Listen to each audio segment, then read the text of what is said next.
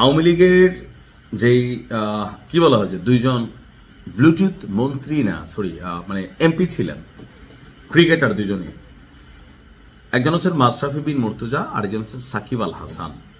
তো এই দুইজন আওয়ামী লীগের রাজনীতি করার কারণেই কিন্তু আসলে অনেকগুলো বাটে পড়ে গেছে। আমি ব্যক্তিগতভাবে মনে করি খেলোয়াড় যাদেরকে দলমত নির্বিশেষে দেশের মানুষ ভালোবাসে, অভিনয় শিল্পী, গানের শিল্পী বা আর্টিস্ট যারা আছেন, তাদের আসলে রাজনীতিতে আসা উচিত না, অন্তত একটা বয়স পর্যন্ত। কেন?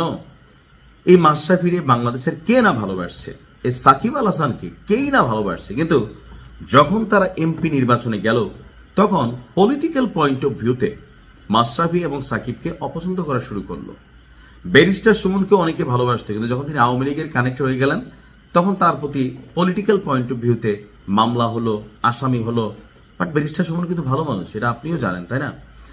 এখন আজকে আমাদের যে মন্ত্রী হিসাবে, প্রতিমন্ত্রী হিসাবে যারা শপথ নিয়েছেন, আমাদের যিনি যুব এবং ক্রীড়া প্রতিমন্ত্রী, তো শপথ নিয়েছেন, এরপর তিনি এক ঘোষণা দিয়েছেন, যেই ঘোষণায় সাকিব আল হাসান এবং মাশরাফি বিন মুর্তজা সম্মানের সহিত তারা আবারও দেশের ক্রিকেট আঙ্গনে ফিরতে যাচ্ছে। আর এই তথ্য আমরা কোথা থেকে বললাম? আমাদের আমিনুল হক, যিনি যুব এবং ক্রীড়া প্রতিমন্ত্রী হিসাবে বিএনপির পক্ষ থেকে আপনি কি বলা হচ্ছে, তিনি শপথ নিয়েছেন। তো আজকে সন্ধ্যায় মিরপুরের ওনার যে বাসা আছে সেখানে সাংবাদিকদের সাথে কথা বলার সময় তিনি বলেছেন, সাকিব আল হাসান এবং মাশরাফি বিন মুর্তজার বিরুদ্ধে থাকা মামলাগুলো দ্রুত নিষ্পত্তি হলে তাদের আবারও দেশের ক্রিকেটে ফেরানো সম্ভব। অর্থাৎ যে মামলাগুলো আছে এখানে অধিকাংশ মামলাই হচ্ছে ভুয়া মামলা, যে আওয়ামী লীগ করার কারণে এই মামলাগুলোর আসামি হয়েছে। তো এগুলো কিন্তু আসলে খুব বেশিক্ষণ থাকবে না।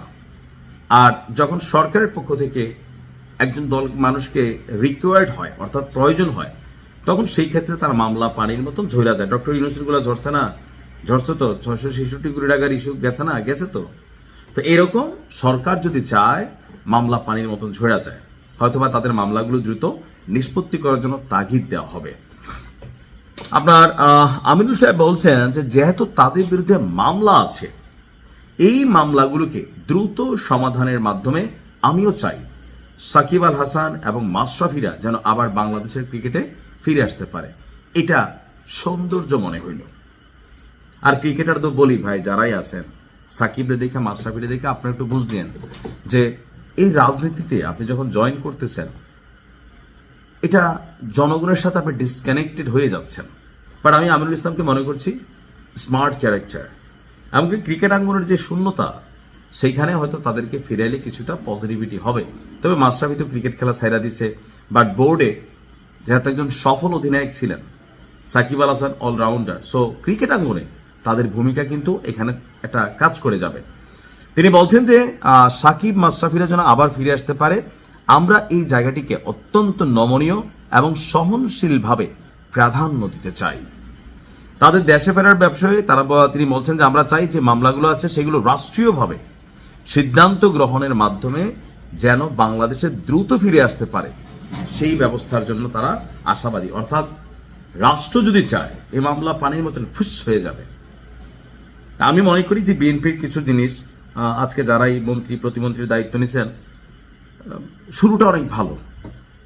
এখন সামনে অনেক দিন পড়ে আছে, মানুষ পরিবর্তন চাচ্ছে, মানুষের পালস বুঝতে হবে, ভাইব বুঝতে হবে, আমরা যারা জনগণ আছি তাদেরও ধৈর্য থাকতে হবে। সবকিছু মিলিয়ে একটা রাষ্ট্র পরিচালিত হবে। আমি পজিটিভ দৃষ্টিভঙ্গিতে সবসময় দেখি, আমি মনে করি যে ভালো কিছু হবে। আর যদি খারাপ কিছু হয় তাহলে আমরা সরকারের সমালোচনা করব, যেমনটা আওয়ামী লীগ সরকারের সময় করেছিলাম। আমরা আশা করি আমাদের বাক স্বাধীনতার স্পেস থাকবে, যেন আমরা আগের মতন ঝামেলায় না পড়ি। ভালো থাকুন, আসসালামু আলাইকুম।